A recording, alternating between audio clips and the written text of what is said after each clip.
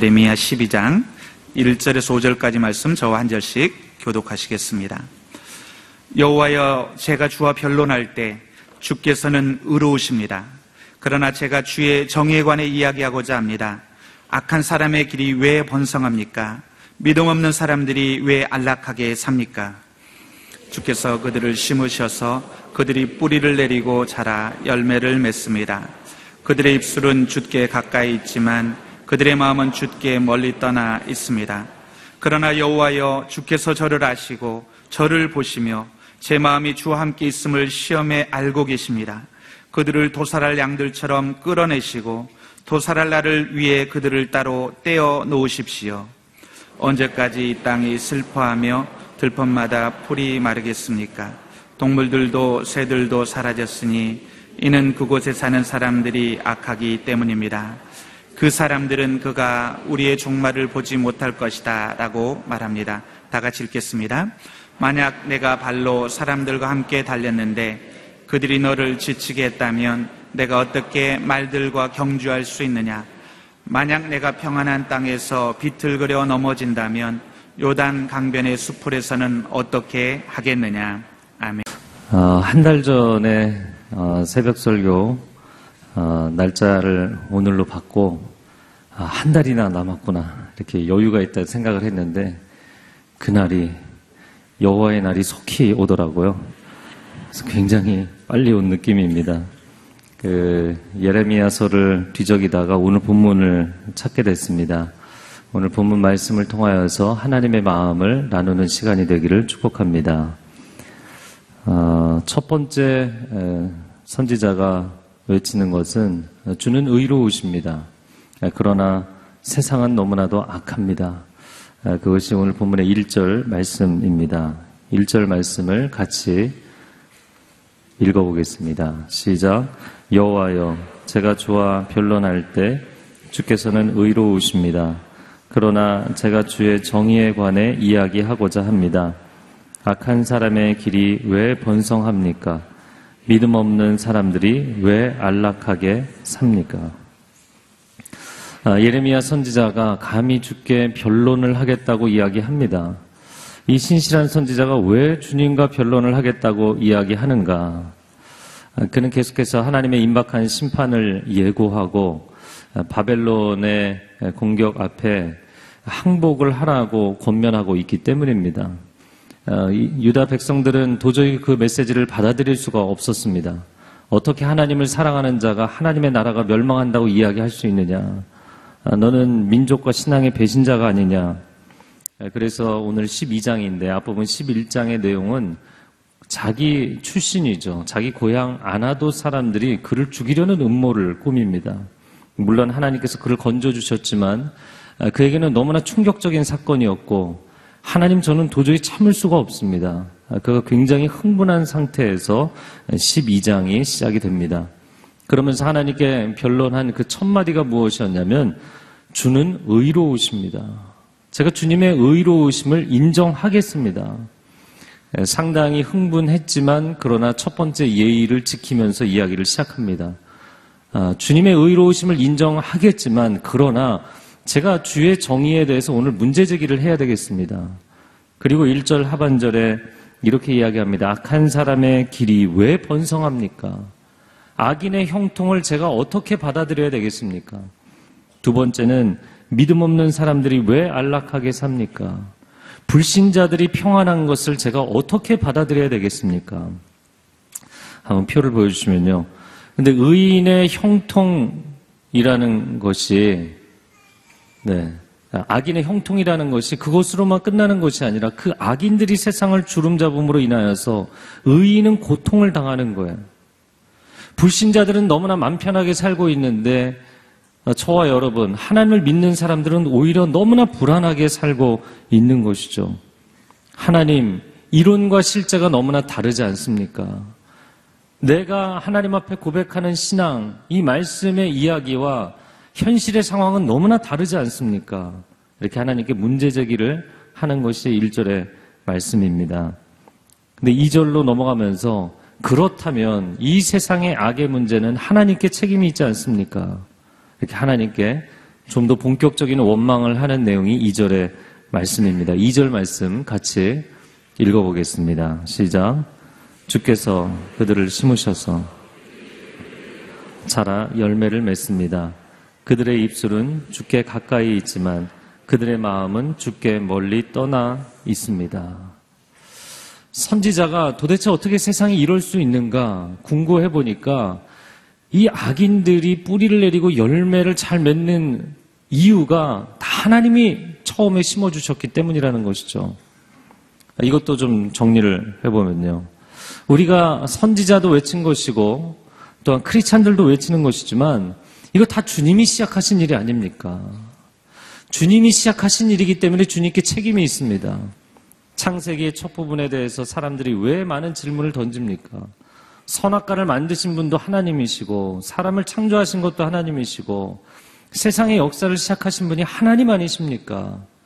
그럼 하나님이 시작하셨다면 하나님이 책임을 지셔야죠. 이런 의미입니다. 또한 두 번째는 하나님의 허용에 대해서 문제 제기를 하는 것이죠. 로마서 1장에 보면 악인들이 죄인들이 자신의 정욕대로 살도록 하나님이 내버려 두심이라 3번이나 표현을 하죠. 내어버려 두심, 내어버려 두심, 내어버려 두심. 하나님이 허용하시기 때문에 저들을 징벌하지 않으시고 놔두시기 때문에 이 세상에 악이 만연해 있지 않습니까? 다시 이걸 정리를 해본다면요. 하나님의 선하심을 인정한다 할지라도 하나님은 선하시기만 한 것이 아니라 하나님은 주권으로 세상을 다스리시는 분이신데 그럼 선하신 하나님이 주권적으로 통치하시는 세상은 선한 세상이 돼야 되잖아요. 근데 어떻게 악인들이 판을 치는 세상이 될 수 있느냐? 도저히 나는 이해가 안 된다. 받아들일 수 없다. 그래서 세 번째 3절 말씀, 3절과 4절에 그가 하나님께 요청하는 내용에 이르게 됩니다. 3절과 4절 말씀 같이 읽어보겠습니다. 시작. 그러나 여호와여 주께서 저를 아시고 저를 보시며 제 마음이 주와 함께 있음을 시험에 알고 계십니다. 그들을 도살할 양들처럼 끌어내시고 도살할 나를 위해 그들을 따로 떼어 놓으십시오. 언제까지 이 땅이 슬퍼하며 들판마다 풀이 마르겠습니까? 동물들도 새들도 사라졌으니 이는 그곳에 사는 사람들이 악하기 때문입니다. 그 사람들은 그가 우리의 종말을 보지 못할 것이다 라고 말합니다. 그가 3절에 주께서 저를 아십니다. 저를 시험에 알고 계십니다. 주님 저를 아시죠? 제가 이상한 사람이 아니지 않습니까? 주님이 나를 검증하셨기 때문에 나를 선지자로 세우지 않으셨습니까? 제가 이상한 소리를 하는 것이 아니라면 저들을 도살할 양들처럼 끌어내 심판하십시오. 하나님이 선하시고 하나님이 주권적으로 통치하신다면 이 세상의 악의 문제를 해결하십시오. 라고 요청을 하고 있습니다. 그리고 4절에 이렇게 탄식합니다. 언제까지 참아야 되겠습니까? 언제까지 저 악인들 때문에 온 나라가 고통을 받고 저 악인들 때문에 산천초목이 울부짖고 저 악인들 때문에 온 우주 만물이 탄식 가운데 있어야 되겠습니까? 여러분 로마서 8장에도 나오는 같은 맥락의 말씀이지만 우리가 사극을 보면 왕조시대에는 왕세자, 왕위를 이을 왕세자가 성품이 의롭고 용감하고 지혜롭고 총명하고 나라를 사랑하고 백성을 사랑하면 온 백성이 기뻐하는 것이죠. 그러나 그 나라를 이어갈 왕세자가 성품이 악하고 거짓되고 향락과 쾌락을 쫓고 게으르고 그러면 온 백성이 탄식하고 산천초목이 우는 것이죠. 하나님의 백성들, 하나님의 형상대로 지음받은 하나님의 사람들이 이 땅에서 선하게 세상을 경영하는 것이 아니라 악하게 세상을 경영하면 온 피조 만물이 고통을 당한다는 것이 오늘 4절의 말씀이고 또 로마서 8장의 같은 맥락의 말씀이 등장을 합니다. 그렇게 선지자는 안타까워하는데 4절 마지막 하반절에 보면 그 사람들이 뭐라고 이야기하냐면 그가 우리의 종말을 보지 못할 것이다. 너는 우리가 끝나는 것을 보지 못할 것이다. 하나님, 끝나지 않을 것처럼 살아가는 저들이 끝난다는 것을 보여주십시오. 악인들이 판치는 세상이 끝날 것 같지 않지만 하나님 심판하셔서 저들을 끝내주십시오 라고 외치고 있습니다. 자, 여기까지가 예레미야 선지자의 하나님을 향한 탄원이고 원망이고 불평입니다. 그럼 하나님 뭐라고 대답을 하시는가?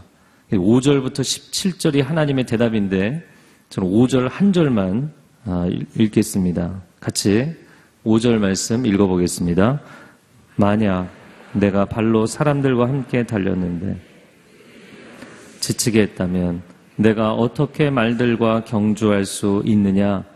만약 내가 평안한 땅에서 비틀거려 넘어진다면 요단 강변의 수풀에서는 어떻게 하겠느냐? 간단하게 이야기를 하자면 너가 사람들과 달리다가 지쳤구나. 너 그 정도로 지치면 어떻게 말들과는 경주하겠니? 너 평평한 땅에서 비틀거려 넘어졌구나. 너 이런 상황에서도 넘어진다면 요단의 수풀이 우거져 있는 그 험악한 땅에서는 어떻게 달릴 수 있겠느냐? 여러분 지금 무슨 말씀을 하시는 것인가요? 너 힘들지? 고생스럽지? 하나님 위로의 말씀을 하시는 게 아닙니다. 그런데 이 예레미야에게 대답하신 이 5절 말씀을 보니까 하나님께서 선지자들에게 하나님의 사람들에게 이런 일관된 메시지를 하신 적이 너무나 많아요. 욥이 괴로워서 몸부림을 치며 하나님의 도움을 호소할 때 하나님이 폭풍우 가운데 나타나셔서 그를 위로해 주지 않으셨어요. 호통을 치셨어요. 어리석은 말로 이치를 어둡게 하는 자가 누구냐? 호통을 치셨어요. 하박국 선지자가 악인들의 형통함에 대해서 하나님께 원망할 때 하나님이 그에게 나긋나긋하게 위로해 주지 않으셨어요. 너 의인은 믿음으로 사는 것이지 너 나를 신뢰하지 않는단 말이냐? 하나님이 호통을 치셨어요.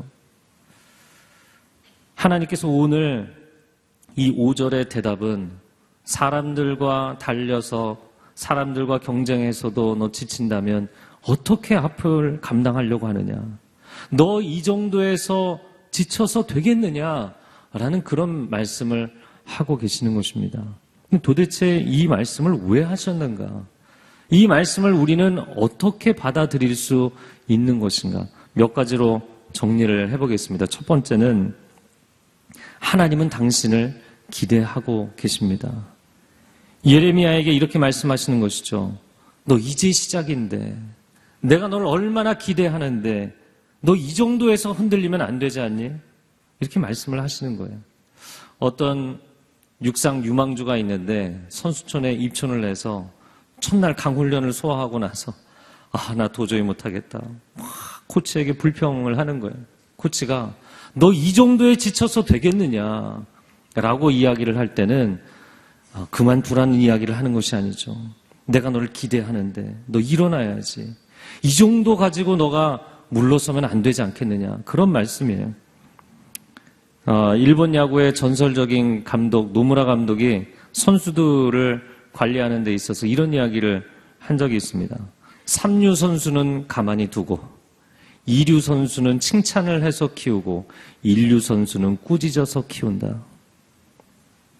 여러분, 하나님이 당신에게 너 이렇게 주저앉아 있으면 안 되지 라는 책망의 음성을 주실 때는 우리를 향하여서 포기하시는 음성도 아니고 우리를 미워하시는 음성도 아니고 우리를 멀리 하시고자 함이 아닙니다. 하나님이 당신을 기대하고 계신 줄로 믿습니다. 두 번째는 하나님은 당신이 롱런하기를 원하시는 거예요. 제가 롱런이라고 좋게 표현을 했지만 사실은 이 선과 악의 대립구도는 상당히 오래 갈 것이라는 거예요. 너 이 경기는 한 경기로 끝나는 게 아니다. 너 한 경기만에 지치면 어떻게 하겠니? 한 시즌을 감당해야 되는데. 너 한 시즌을 감당해야 되는데 벌써 지치면 어떡하니? 원 라이프타임, 평생을 감당해야 되는데. 하나님 나라의 유구한 역사가 이 선과 악의 대립구도 가운데 결국에 선의 승리로 끝나야 되는데 하나님의 사람들이 중도에 지쳐버리고 주저앉으면 안 된다는 말씀을 하고 계시는 거예요. 오늘 말씀 가운데 사람들과 경주에서도 지친다면 말과는 어떻게 경주하겠느냐. 이게 레벨 1의 경기를 하고 있다는 거죠. 이제 앞으로 더 어려운 경기들이 너의 인생에 나올 것인데 벌써 지치면 안 되지 않겠니? 하나님은 우리가 한 경기, 두 경기에 지쳐서 주저앉는 것이 아니라 우리가 끝까지 하나님과 함께 갈 수 있기를 원하시는 줄로 믿습니다. 세 번째는 하나님은 당신이 승리하기를 원하십니다. 우리의 마음 가운데 하나님은 도대체 뭘 하고 계시는 것인가? 하나님을 위해서 내가 살아가고 하나님의 뜻을 지키기 위해서 하나님의 말씀대로 살기 위해서 애를 쓰는데 하나님은 침묵하고 계시고 나 혼자 힘들어하고 나 혼자 아파하는 그런 시기를 겪을 때는 도대체 하나님은 뭘 하고 계시는가? 하나님의 침묵, 좀 더 부정적으로 표현한다면 하나님의 직무유기, 하나님이 나를 대리인으로 세워놓으시고 하나님은 아무것도 안 하신다면 저도 이제 그만두겠습니다. 저 더 이상 하지 않겠습니다. 기도하지 않겠습니다. 나가서 외치지 않겠습니다. 저도 이 사역하는 것 이제 그만 놓겠습니다.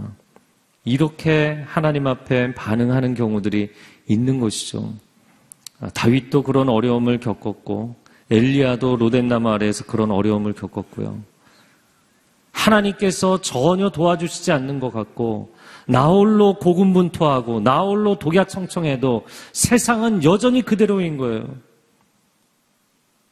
이 악한 세상은 여전히 변하지 않는 것을 보면서 그만두고 싶다. 이런 마음이 영적으로 후퇴하고 싶은 마음이 드는 것이죠. 그때 하나님께서 너 무너지면 안 되지 않니? 나라가 어려운데 지금 너 사업처가 어려운데 가정이 어려운데 자녀들이 방황하고 있는데 누군가는 그 한가운데서 중심을 잃지 않고 중보자로 서 있어야 되는데 선지자로 서 있어야 되는데 너가 무너지면 안 되지 않니? 하나님은 우리가 이 난관 가운데 선과 악의 팽팽한 긴장 상태 가운데 하나님의 사람들이 서서 쓰러지지 아니하고 승리하기를 원하시는 줄로 믿습니다. 그 다음 네 번째는 이런 것입니다. 하나님도 당신의 고통을 이해하고 계시다는 것이에요. 너 그렇게 벌써부터 힘들면 어떻게 하느냐라고 책망의 어조로 말씀하셨지만 그래, 너 사람들과 함께 달리다가 지쳤구나. 아직은 그렇게 상황이 어렵지 않음에도 불구하고 너 벌써부터 비틀거려서 넘어졌구나. 하나님 알고 계시는 거예요. 우리가 힘들고 어려운 것을 알고 계시는 거예요. 제가 최근에 한 성도를 상담하면서 자신의 개인의 굉장히 슬픈 일을 당했어요. 그런데 그 슬픈 일을 당한 가운데도 주변에 있는 가족, 친척들이 그의 어려운 상황을 이용해서 이익을 취하려고 하는 거예요. 너무나 마음이 힘든 거예요. 고통스러운 거예요. 어떻게 가족이 나에게 이럴 수 있느냐. 그리고 그 원망은 이제 하나님을 향하여서 어떻게 하나님 나에게 이러실 수 있습니까? 내가 하나님을 위해서 얼마나 열심히 노력했는데, 하나님 나라를 위해서 얼마나 열심히 수고했는데, 그런 마음의 어려움이 있는 것이죠. 여러분, 크리스찬들도 그렇고 선지자도 그렇고 영적인 감수성이 세상 사람들과는 전혀 다른 사람들입니다. 우리는 이 땅에 살아가면서 악의 문제, 죄의 문제에 대해서 굉장히 예민하게 느끼는 사람들이죠. 그래서 세상 사람들 같으면 별 대수롭게 여기지 않을 만한 문제도 아주 작은 잘못을 그냥 내가 실천한 것도 아니고 내가 마음에 품기만 했어도 어느 날 하나님이 보여주시면 엎드려서 막 통곡을 하는 거예요. 하나님, 제가 죄인입니다. 제가 잘못했습니다.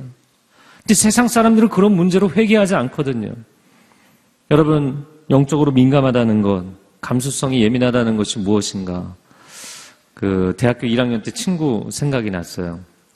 저는 영문학을 전공했는데 그 영문학과 남학생 중에 하나가 기타 천재가 있었어요.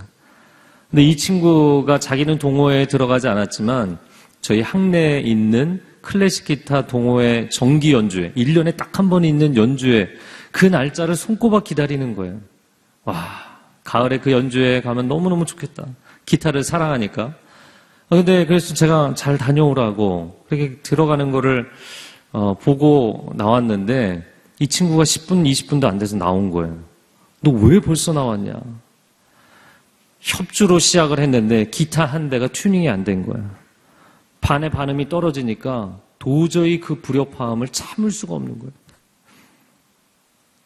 할렐루야를 외쳐야 될지 이 놀렐루야인지.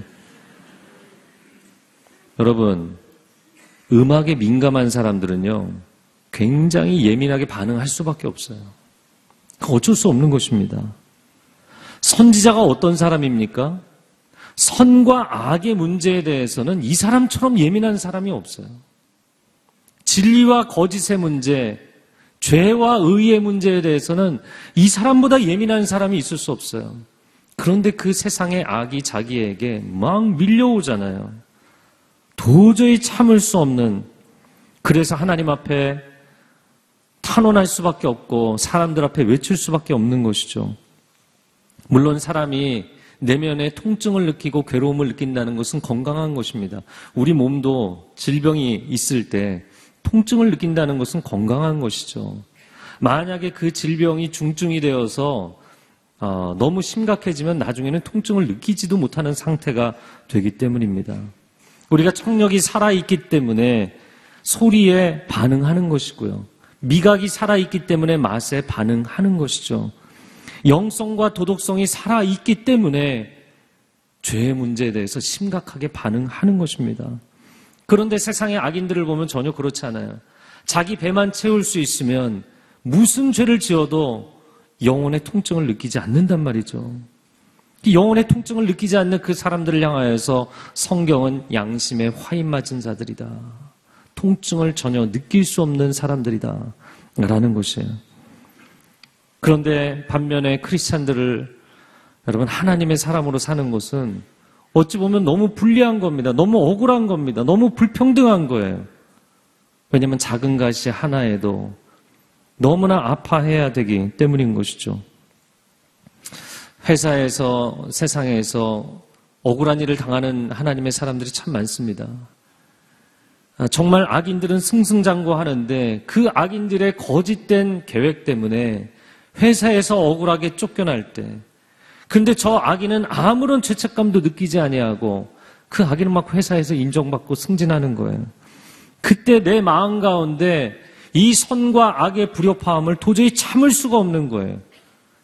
내 개인의 문제 때문이 아니라 하나님, 선하신 하나님, 하나님께서 이 세상을 다스리신다면, 그 선하신 하나님이 내 인생을 이끌어 가신다면 어떻게 인생이 이렇게 돌아갈 수 있습니까? 라는 원망이 속에서 나오는 것입니다. 그러면서 하나님께 원망하죠. 도대체 하나님은 나의 고통을 이해는 하십니까? 도대체 하나님은 나의 고통을 상상이나 하실 수 있습니까? 하나님은 저 하늘 위에서 그냥 의로우시고 영광 가운데 계시지 않습니까? 근데 제가 이번에 이 메시지를 준비하면서 어떤 책에서 이렇게 이야기를 하더라고요. 하나님은 우리의 고통을 상상하실 필요가 없다. 왜냐하면 그분은 우리의 고통을 친히 경험하셨기 때문이다. 여러분, 이사야 53장에 말씀하시는 것이죠. 그가 찔림은 우리의 허물을 인하며 그가 상함은 우리의 죄악을 인함이라. 그가 징계를 받음으로 우리가 평화를 누리고 그가 채찍에 맞음으로 우리가 나음을 입었도다. 하나님께 나의 고통을 좀 이해해 주십시오. 근데 하나님은 우리의 고통을 이해해 주시는 분이 아니고요. 우리가 당한 모든 고통의 가장 극한을 십자가 위에서 경험하신 분인 줄로 믿습니다. 그 다음 5번째입니다. 하나님은 우리의 고통을 이해하실 뿐만 아니라 하나님도 이 세상의 악에 대해서 참고 계시는 거예요. 이 세상의 악이 그분의 마음 가운데 일으키는 고통에 대해서 인내하고 계시는 거예요. 예레미야 선지자가 의로운 사람이기 때문에 너무너무 영혼의 고통을 느꼈어요. 그렇다면 하나님은 어떠신가? 하나님 당신은 뭘 하고 계십니까? 하나님은 이 상황 가운데 고통을 전혀 느끼지 못하십니까? 이렇게 묵상을 하는 가운데 하나님 주시는 메시지는, 여러분 온 우주에서 영적 감수성으로 이야기하자면 하나님만큼 예민한 분이 계실까요? 의롭고 선하시고 흠이 없으신 하나님만큼 영적인 감수성이 예민한 분이 계실까요? 우리는 죄와 어두움과 거짓으로 범벅이 된 영혼임에도 불구하고 죄와 악의 문제에 대해서 참을 수가 없는데 하나님은 얼마나 참으실 수가 없겠습니까? 하나님께서 너 그 정도에 흔들리면 안 되지 이렇게 말씀하시는데요. 굉장히 뭉클하게 다가오는 거예요. 집집마다 부모와 자녀의 관계를 보면 자녀들은 아프기도 하고 오늘은 학교 가기 싫다고 땡깡 부리기도 하고 그러나 엄마 아빠는 어떤가요? 엄마는 아프지도 않아요. 엄마는 슬프지도 않아요. 엄마는 지치지도 않아요. 그럼 정말 엄마가 아프지 않고 지치지 않아서 그럴까요? 엄마가 흔들리면 누가 그 자식을 돌보겠어요? 아빠들이 너무 강해 보여서 문제일 때가 참 많지만 아빠들이 왜 그럴까요? 아빠는 두려운 게 없어. 아빠는 겁이 없어. 아빠는 항상 용감해. 정말 그럴까요? 매일 회사에 나가서 얼마나 많은 욕을 먹고 어려움을 당하고 수치를 당하고 속에서 눈물을 삼키며 살아갑니까?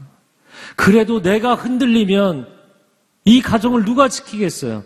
내가 흔들리면 내 자녀들을 누가 지키겠어요? 눈물을 삼키며 엄마와 아빠는 늘 강하게 그 자리에 서 있어야 되는 것이죠. 자식들은 부모에게 아빠, 엄마, 난 이런 상황이 도저히 마음에 안 듭니다. 나는 저 녀석이 도대체 마음에 안 듭니다. 이런 얘기 자식은 할 수 있어요. 근데 부모는 그 얘기를 할 수 없는 거예요. 우리 가정이 지금 힘들다고 어렵다고 이 얘기를 다 할 수가 없는 거예요.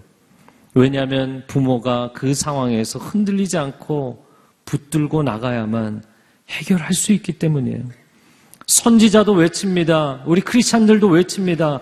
도대체 하나님은 뭘 하고 계십니까? 난 이 상황을 받아들일 수 없습니다. 굉장히 예민하게 반응하는 거예요. 그러나 하나님이 예민하지 않으셔서가 아니라 하나님이 흔들리시면 이 온 우주를 어떻게 하겠습니까? 만약에 하나님이 흔들리셔서 그래 나도 힘드니까 그만둬버리겠다. 아니 사단에게 넘겨주겠다. 하나님이 그냥 떠나버리시면 어떻게 하겠습니까? 소위 세상 사람들이 원망하는 것처럼 하나님은 아무것도 하지 않고 있다고 심지어는 무신론까지 가잖아요. 하나님을 부정해버리잖아요. 그런데 정작 하나님 입장에서 하나님이 정말 모든 것을 내려놓으시면 지옥에 가기도 전에 이 땅은 지옥이 되겠죠. 엉망이 되어버리겠죠. 하나님이 붙들고 계시기 때문에 이 정도라도 유지가 되고 있는 거예요. 우리의 얕은 의로는 이 세상에 온전한 의를 이룰 수 없습니다. 하나님의 깊은 의, 저 바다와 같은, 저 대양과 같은 거대한 그 하나님의 의가 이 땅을 붙잡고 계시는 줄로 믿습니다. 그래서 여섯 번째, 하나님은 내게 과연 어떤 하나님이신가? 우리에게 점검이 필요한 것이죠. 네 가지로 정리를 해보았습니다. 하나님은 무조건 은혜를 베푸시는 하나님. 하나님은 무조건 은혜를 베푸셔야 됩니다. 사랑의 하나님이셔야 됩니다. 그래서 오늘날 미국에서는 지옥 부재설까지 주장을 하고 있는데 하나님은 무조건 은혜로운 하나님이어야 된다. 그런데 그러면 죄인에 대해서 악인에 대해서 하나님이 방임하시는 것이고 사람들로 방종하게 하시는 것이죠. 두 번째는 하나님은 무조건 진리로 심판하시는 하나님이셔야 된다. 그 하나님은 무서운 하나님이죠. 폭군이죠. 폭정을 행하는 하나님입니다. 그러나 하나님은 어느 단순한 한쪽 측면의 하나님이 아니시죠. 은혜와 진리, 사랑과 공의 한 측면만 갖고 계시지 않습니다. 하나님은 은혜와 진리가 충만하신 분이신 줄로 믿습니다. 그래서 세 번째와 네 번째에 이르게 되는 것이죠. 지난주 담임 목사님께서 설명해 주신 것처럼 정의가 하수처럼 흘러가려면 계속 보여주세요. 다시 보여주시면 세 번째, 정의가 하수처럼 흘러가려면 그분이 의로우시기 때문에 은혜를 베풀어 주시는 거예요. 당장에 심판하면 의가 이루어질 것 같지만 그러면 꺾여버리는 것이고요. 그래서 자녀가 잘못하고 잘못해도 다시 은혜를 베풀고 다시 기회를 주는 것이죠. 넌 잘할 수 있어. 다시 잘할 수 있어. 기회를 주는 것이죠. 그리고 네 번째, 사랑하시기 때문에 채찍을 드시는 하나님. 그런데 그 채찍을 사람들이 감당할 수 없기 때문에 당신의 아들에게 십자가 위에서 채찍을 드셨던 하나님이십니다. 오늘 예레미야서 12장 1절에서 5절의 말씀을 읽었습니다. 근데 6절 이하에 나오는 말씀을 17절까지 긴 내용이기 때문에 간단하게 정리하자면 이런 거예요. 예레미야가 하나님 당장 심판하십시오.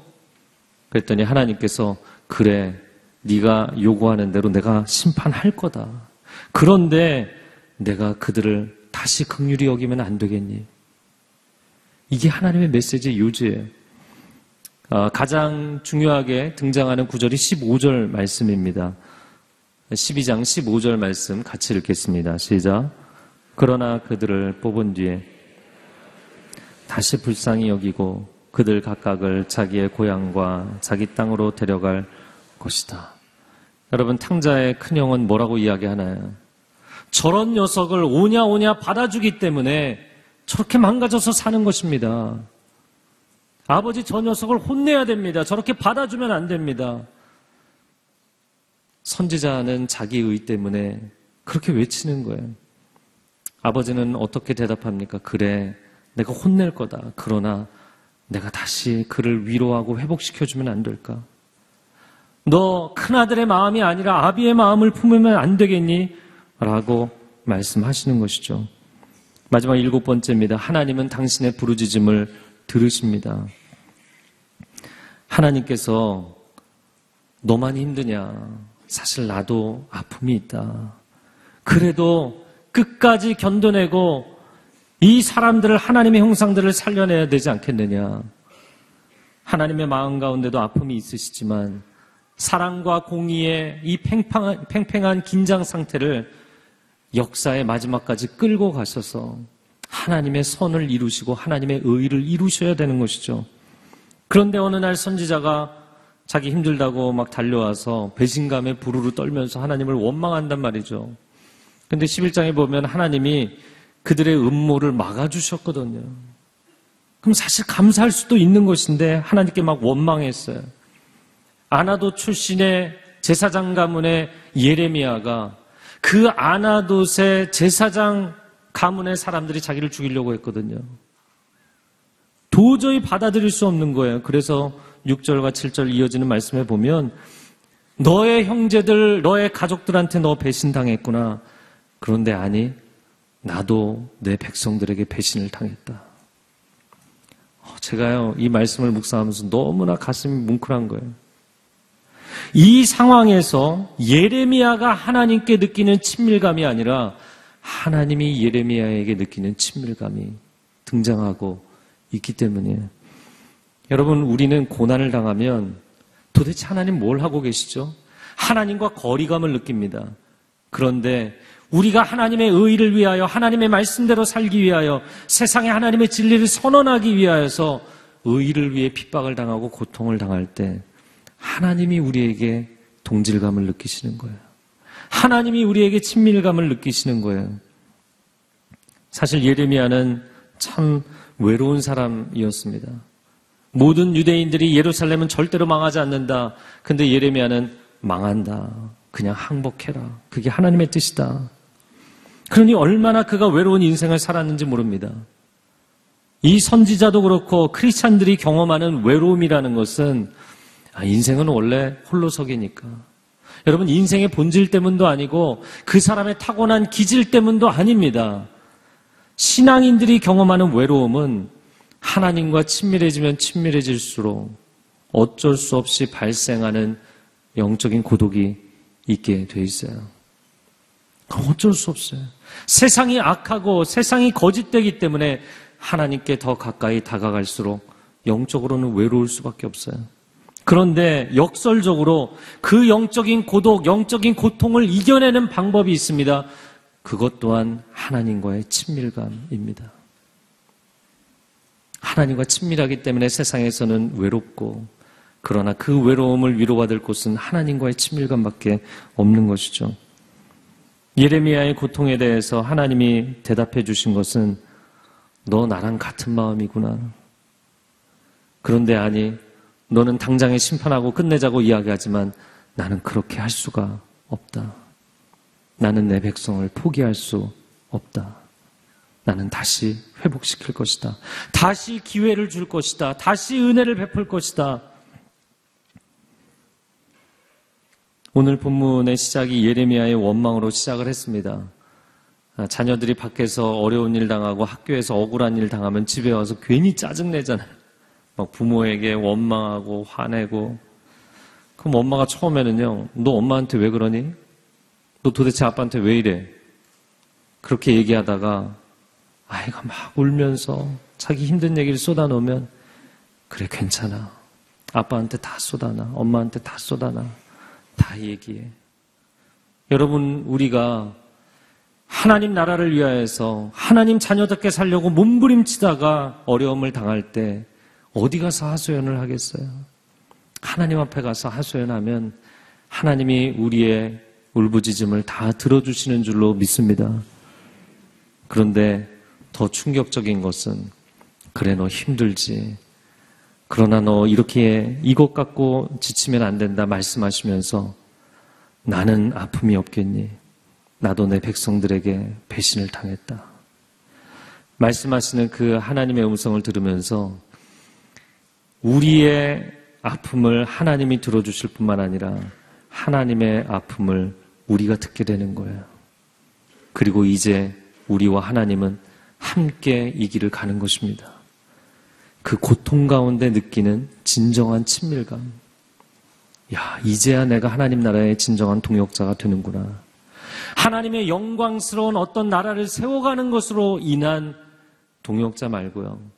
세상이 이렇게 악한데, 이렇게 어두운데, 이렇게 형편없는데 그럼에도 불구하고 끌어안고 눈물을 흘리며 가야 되는, 그래야만 살려낼 수 있는 하나님의 의를 이룰 수 있고 하나님의 은혜의 역사를 이룰 수 있는 너와 내가 이제 동역자가 되었구나. 너가 내 마음의 아픔을 아는구나. 여러분, 우리는 하나님께 당신이 나의 아픔을 아십니까? 막 외치지만 그러면 자식은 부모의 아픔을 알까요?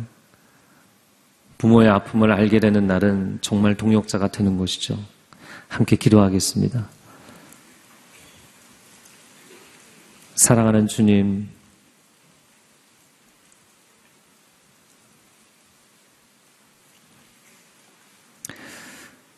주님의 자녀답게 살겠다고 몸부림치며 살지만 나 혼자 아파하고 나 혼자 몸부림치지 세상의 아기들은 꿈쩍도 하지 않습니다. 하나님을 알지 못하는 사람들은 전혀 어렵게 생각하지도 않습니다. 나 혼자만 떼굴떼굴 구르며 힘들어하고 어려워할 때 도대체 하나님은 왜 가만히 계십니까?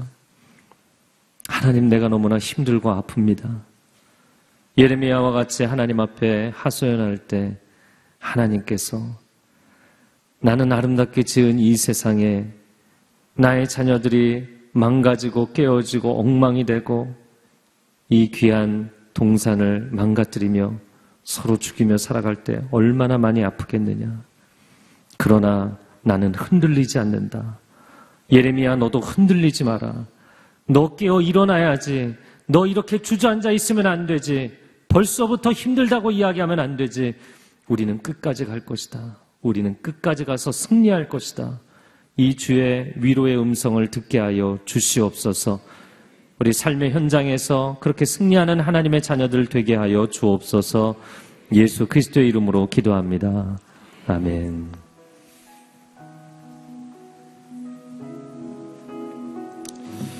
우리 계속해서 말씀을 기억하면서 기도하기 원합니다. 하나님, 현실의 상황 때문에, 사람 때문에 실망하지 않게 도와 주시옵소서. 낙심하지 않게 도와 주시옵소서. 의로우신 하나님을 끝까지 믿게 도와주시고 주님의 나라와 의를 구하는 우리가 되게 도와 주시옵소서. 하나님, 우리에게 승리를 주실 하나님, 우리와 동행하시는 하나님, 그 하나님을 믿고 우리가 흔들리지 않게 도와 주시옵소서. 우리가 하나님의 동역자로까지 성장하게 도와 주시옵소서. 우리 다 같이 주여 한번 부르고 같이 기도하겠습니다. 주여! 살아계신 아버지 하나님, 이 시간 말씀을 기억하며 주님 앞에 간절히 기도합니다. 아버지 하나님, 상황을 바라보며 낙심할 때가 많았습니다. 사람 때문에 실망할 때가 많았습니다. 그러나 하나님이 살아계시고 하나님 모든 형편과 상황을 이해하시고 우리와 동행하심을 믿습니다. 다시 한번 먼저 우리가 주님의 나라와 의를 구하며 붙들기를 간절히 소망합니다. 흔들리지 않기를 간절히 소망합니다. 아버지 하나님, 우리에게 주신 부르심과 소명, 아버지 하나님 끝까지 붙들고 이 믿음의 경주를 달릴 수 있기를 간절히 소망합니다. 올 한 해 하나님, 주님 우리의 삶 가운데 믿음을 더하여 주시옵소서. 은혜를 더하여 주시옵소서. 우리의 믿음이 성장하게 도와주시고 우리가 하나님의 동역자로까지 성장해가게 도와 주시옵소서. 하나님을 아버지 하나님 바라보며 주님과 함께 아버지 하나님 이 세상 가운데 인내하며 아버지 하나님 주님이 주신 소명 감당하는 우리가 되게 도와 주시옵소서. 아버지 하나님 함께하여 주옵소서. 우리 계속해서 기도할 때 나라와 민족을 위해서 기도하기 원합니다.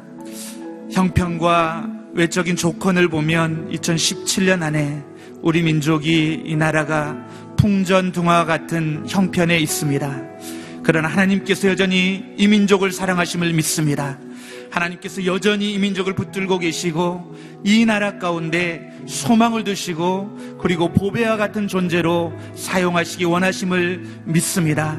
살아계신 하나님, 이 나라의 민족에게 정직하고 정결하고 거룩하고 지혜로운 지도자를 허락하여 주시옵소서. 이 땅 가운데 모든 거짓과 부패와 부정이 떠나가게 도와주시고 음란이 떠나가게 도와주시고 정직과 거룩과 순결을 사모하는 그러한 민족이 되게 도와 주시옵소서. 우리 다 같이 기도하겠습니다. 살아계신 아버지 하나님, 이 나라의 민족을 위해서 간절히 주님 앞에 기도합니다. 하나님, 주님께서 2017년 한 해 이 민족 가운데 임재하여 주시고 아버지 긍휼을 베풀어 주시고 은혜를 베풀어 주시기를 간절히 소망합니다. 우리가 다시 한번 돌이켜 하나님께로 나아가기를 간절히 소망합니다. 아버지 하나님, 우리가 주님 앞에 회개하며 주님 앞에 나아가기를 원합니다. 아버지 하나님, 우리 안에 있는 모든 아버지 하나님 거짓과 부정과 부패와 음란을 회개합니다. 아버지 하나님, 이 민족을 불쌍히 여겨 주시옵소서. 우리에게 정결하고 정직하고 지혜롭고 하나님을 두려워하는 지도자를 허락하여 주시옵소서. 아버지 하나님, 이 땅에 다시 한번 주님의 공의가 정의가 하수의 같이 흐르게 도와 주시옵소서. 이 민족이 다시 한번 정직함을 사모하게 도와주시고 다시 한번 순결하고 거룩한 아버지 하나님 사람들이 일어나게 도와 주시옵소서. 아버지 하나님, 다시 한번 이 위기가 주님의 은혜로 기회가 되게 도와 주시옵소서. 다시 한번 우리가 하나님의 부르심과 소망을 깨닫고 아버지 하나님 열방을 향해서 보배와 같은 존재로 보배와 같은 민족을 일어서는 계기가 되게 도와 주시옵소서. 아버지 하나님 진심으로 전심으로 우리가 주님께 돌이키기 원하고 아버지 하나님 주님의 의에 목마른 그런 백성이 되기를 간절히 사모합니다. 아버지 하나님, 긍휼을 베풀어 주시고 불쌍히 여겨 주시옵소서. 아버지 하나님, 우리 계속해서 기도할 때 2017년 한 해 우리나라의 경제와 또 안보를 위해서 간절히 기도하기 원합니다. 하나님, 경제가 어려워서 직장을 잃고 경제적인 고통을 당하는 가정들 없게 도와 주시옵소서. 경제를 회복시켜 주시옵소서. 아버지 하나님, 이 나라의 안전을 주님께서 지켜주시옵소서. 북한이 오판하지 않도록 도와주시고 주변 열강들의 각축 속에 이 민족이 희생되지 않게 도와주시고 하나님이 지키시고 보호하셔서 다시 한번 이 민족이 일어서게 도와 주시옵소서. 우리 주여 한번 부르고 간절히 통성으로 기도하겠습니다. 주여! 살아계신 아버지 하나님, 우리 형편과 처지를 잘 아시는 하나님, 우리의 힘과 우리의 지혜와 우리의 노력으로 우리가 아버지 하나님 할 할 수 없는 것을 주님께서 하십니다. 아버지 하나님, 이 나라의 경제를 주님께서 불쌍히 여겨주시고, 아버지 하나님, 기업들을 다시 한번 주님께서 일으켜 주시옵소서. 아버지 하나님, 직장을 잃고 아버지 경제적인 어려움 때문에 고통당하는 가정들 얻게 도와주시옵소서. 아버지 경제적인 어려움 때문에 가정들이 무너지지 않게 도와주시옵소서. 아버지 하나님, 경제가 회복되게 도와주시고, 일자리가 만들어지게 도와주시고, 우리 청년들에게 희망을 주는 한 해가 되게 도와주시옵소서. 아버지 하나님, 이 나라의 아버지 하나님, 안전을 주님께서 지켜주시옵소서. 아버지 하나님, 이 아버지 하나님, 여러가지 어려운 상황 우리의 힘으로 감당할 수 없습니다. 아버지 하나님, 주변의 열강들의 아버지 하나님, 각축 속에서 이 민족이 다시는 희생되지 않게 도와주시옵소서. 주님이 그 날개 아래 품으시고, 아버지 하나님, 주님께서 안전하게 지켜주시며, 아버지 하나님, 남가북이 더 이상 전쟁으로 인해서 고통당하지 않게 도와주시옵소서. 우리가 아버지 하나님, 주님께서 다시 한번 이 민족을 일으키시는 것을 아버지 하나님 목도하게 도와주시고, 우리의 입술로 고백할 수 있게 도와주시고, 아버지 하나님, 우리가 이때에 주님 앞에 부르짖어 기도하며 아버지 하나님께서 우리의 기도를 들으시고 이 민족을 붙드시는 것을 경험하게 도와주시옵소서. 아버지 하나님, 우리가 정말 외통하고 갈급한 심령으로, 가난한 심령으로 주님 앞에 나아가 간구하오니 아버지 하나님, 공의를 베풀어 주시옵소서. 회복하여 주시옵소서. 회복하여 주시옵소서. 살아계신 주님, 이 민족을 불쌍히 여겨주시고, 아버지 하나님, 경제를 회복시켜 주시고, 아버지 하나님, 다시 한번 정치가 정상이 아버지 하나님 회복될 수 있도록 주여 도와 주시옵소서. 아버지 하나님, 이 땅 가운데 더 이상 아버지 하나님, 음란의 문화, 아버지 하나님, 부정과 우패의 문화가 뿌리내리지 못하게 도와주시고, 아버지 하나님, 이 땅에 하나님의 말씀이, 하나님의 공의가 세워지는 그러한 축복 있게 도와주시옵소서. 살아계신 주님, 살아계신 주님, 우리가 애통해하며 회개하며 2017년 안에 다시 주님께로 돌이키기를 간절히 소망합니다. 우리가 회개할 때 주님께서 이 나라의 민족을 회복하시는 은혜를 우리가 경험하고 목도할 수 있기를 간절히 소망합니다. 긍휼을 베풀어 주시옵소서. 지금은 우리 주 예수 그리스도의 은혜와 하나님의 크신 사랑과 성령님의 감화 교통하시는 역사가 이제 의로우신 하나님, 우리와 동행하시는 하나님을 붙들고 돌이켜 회개하며 회복되기를 간절히 사모하는 이 자리에 모인 모든 성도들과 이 나라의 민족 위에, 그리고 열방에 흩어져 복음을 증거하는 우리 선교사님들 위에 이제로부터 영원토록 함께 계시기를 간절히 축원하옵나이다. 아멘.